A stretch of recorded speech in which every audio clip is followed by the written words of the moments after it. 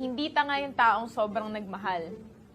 Ang tanga, yung minahal ng sobra pero naghanap pa rin ng iba.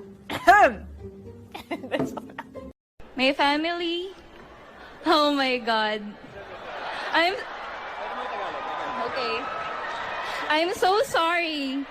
I told you that I'm so confident. Eto, wait.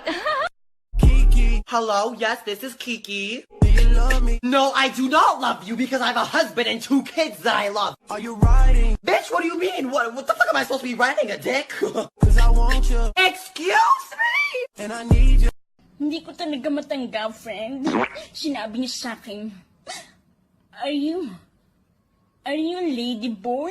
Ang sakit sa akin, di ba? Pinagsabihin niya ako, are you lady boy? Hindi naman ako bakla, di ba? Clarita?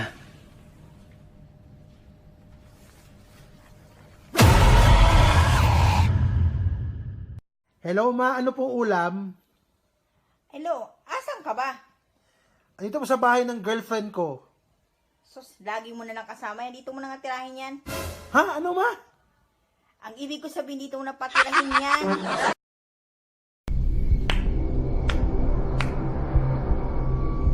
Such a good actress, Emma. Tigilan mo na magpanggap. Wala nang ibang tao.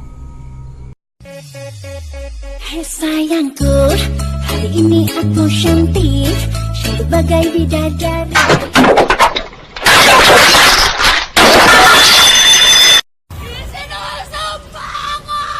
Ipapakita ko sa inyo kung anong demonyo ang tinapon niya sa impyerno!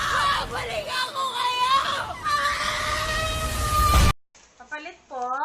Ano yan? Papalit. Ha? Papalit? Opo.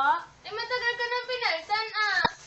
Ayoko sana na ikaw ay mawawala. Hindi mo ba narinig kay John Lloyd yung 3-month rule? 3 months pagkatapos maghiwalay tsaka ka magkaroon ng bago, pero ikaw 3 months bago tayo maghiwalay may iba ka na. Sabi mo sa akin dati mamatay ka kapag naghiwalay tayo. Nung undas lumimot ako sa sementeryo, hinanap ko yung puntod mo. Wala naman. Manloloko. Ano na ngayon mo? Wala, hindi to masarap. Patingin mo ko. Hindi ko pwede sa'yo nakapagpatay ito, magtatay ka. Gusto mo magtahe. Bili ka na ng ibang pagkain dun. Damo.